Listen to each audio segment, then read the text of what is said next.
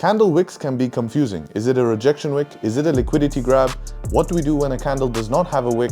And all of these questions can lead to confusion and of course not executing on a trade or potentially losing one. But what if I told you candle wicks can actually increase your win rate? It can also reduce drawdown and drastically change your trading if you know how to navigate them and use them in a proper way. It has done it for me, and I'm going to share that with you and give you the tips on how to navigate candle wicks in general. Candles without wicks, with wicks, long wicks, short wicks, you name it. We're going to cover it in this video, and I hope this helps. This is not a topic that's often spoke about on the internet, so definitely stick around. And if you do enjoy this video, let's try get this up to 300 likes. And if you continue watching it, leaving a subscribe would be great, and you join the fam and enjoy the rest of the content. So let's get that, and let's get straight into the video. All right, guys. So what I've done here is I've put the different type of candle wicks and no wick candles. What are the different scenarios when it comes to all on this little notion here, and I want to explain this one by one. So we're going to start with the no wick candles. Now this is a concept that has seemed not to be talked a lot about. So the first one we're going to talk about is the no wick candle that is open. This is where I think maybe the misconception is, because when a candle is open without a wick here, we have the possibility for that candle to flip. So we can see here that price open. So let's say in this scenario, I'm looking for a buy. If I'm trying to take a buy in this zone and stop loss is maybe below the previous candle here, without this wick, this move up here could be a liquidity grab. This could be a liquidity grab up, and even though everything's right, this might come down and stop me out because I'm basing this on the time frame I'm looking at. So what I mean is, let's say this is a 15-minute time frame, 15, and I'm taking a buy on the 15. Let's say the 1 minute and the 5 minute doesn't have a bottom wick, it doesn't matter. But higher time frames, let's say the 1 hour and the 30 minute, if they didn't have a wick, yeah, it can also be a problem here. So we don't care about the lower time frames below our entry time frames, but the higher time frames, it does matter because it's a probability. If you look at candles on a chart, I mean, we could just scroll on this document here and we can see this screenshot I post. Most of these candles here do have a wick. Right now, not all of them, some of them won't care. Like if you look here, this candle closed and opened without a wick and still continued. This candle here still continued, but we're going to speak about that soon. So what I'm going to do is I'm going to hop on PipLabs. PipLabs is our backtesting software. And I want to show you a live example, because we can't, with Rewind, you can't see how wicks are made. But with Replay, like replaying it tick by tick, it's going to show you. And obviously this is going to be very beneficial for you guys to see. So price has been moving down pretty clearly here. Okay, this is a scenario where, yes, we found a low here, but we can look for this lower high, fake out back in the range to continue down.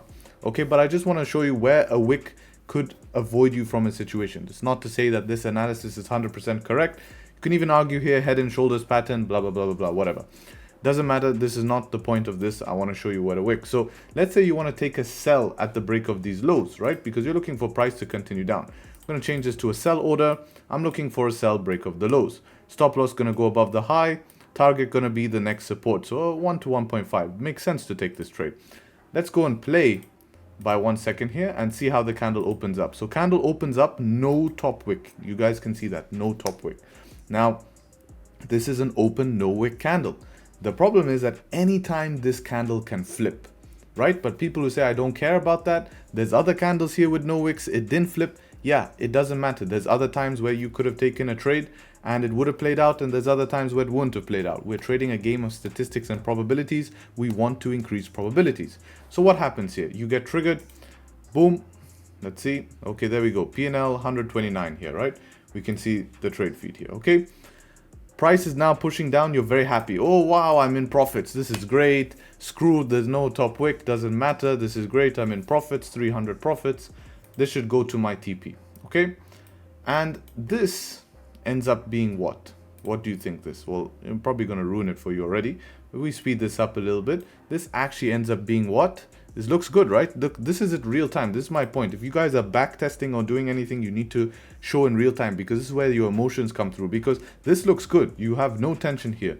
But, right, and this is the stuff that why replay doesn't work. Look, last minute like this starts to flip. And now what? Now what? Because look how quickly that happened. It was pushing down nicely. All of a sudden, you're down 475 because price has gone up to make a top wick. Now, after price has made a top wick, you're like, okay, now it's made a top wick. If it can respect this, it should flip back bearish, looking like it's rejecting. This is all the stuff you won't see by skipping candles. It's why we introduced ticks on a web browser here, and also great for this example. And all of a sudden, before you know it, You're like, oh man, okay, it's rejecting. I can survive this trade. Okay, we're good, guys. We're good. I'm gonna survive this trade. You know, it's made its top wick and boom, you're done. And then you lost the trade here. Then you lost the trade. And you're thinking to yourself, damn, what happened? What happened? Well, all this was a liquidity grab down, retesting into this zone to continue up, and the no top wick gave the hint there. The no top wick gave the hint as to why that could happen. So waiting for a top wick or bottom wick is going to be very, very important, and that's a clear example of why, right? The next situation is when there's no wick on the candle, but it's closed. When the candle's closed, we don't care so much, okay?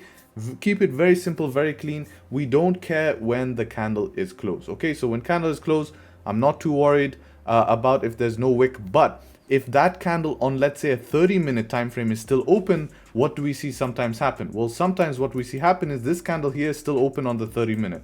What sometimes we see is yeah, price continue, but the next candle do what? The next candle actually make a bottom wick. So this 30-minute candle or 1 hour candle was still open, okay?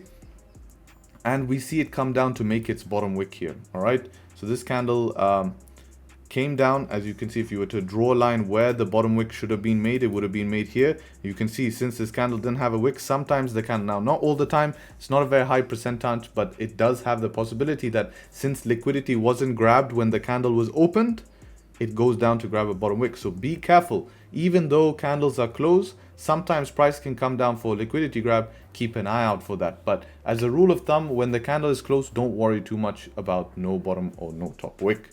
Okay, moving on to the next example here is going to be wick fill candles. So we've talked about no wick candles. Now we need to talk about the candles with wicks. Okay, so sometimes we can fill those wicks because wicks create a range.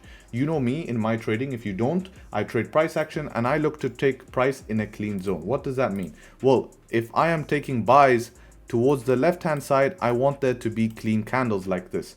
Why? Because if there's no resistance towards the left here, I can expect, if price made a smooth move in the past, I can expect hopefully a smooth move in the future, right? And I don't have to worry about buying into support, selling into support and buying into resistance, right? So that's very important.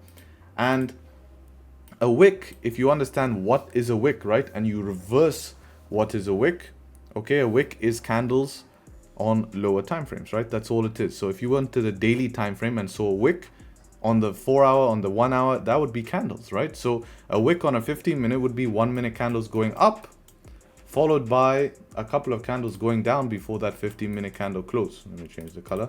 So all my color coordinated people.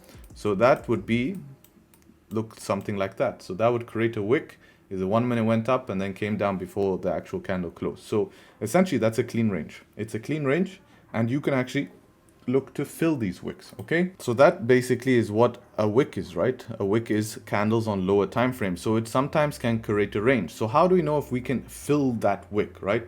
How do we know we can fill this wick? And I'm going to show you an example on the chart here to show you how we know we can fill the wick or if it's going to be a rejection wick. On my channel and watch my whole free course. It's going to show you my whole process in the markets, help you guys a lot. That's why I posted it. Now, if we're looking at this towards the left here, we can see there's clean candles on the left, and that means that we should be able to fill this wick. Why? Because this wick, draw a line at the top of the wick. What is it rejecting? Nothing. It's not, it's clean here. It's not rejecting anything. So I don't need to be worried about it. Now I still need a confirmation. So a confirmation for my entry, which we won't get into entries today. There's plenty of videos, but just to spoil it, my entry would be something closing above here. Boom, this candle didn't close above, then it did, right?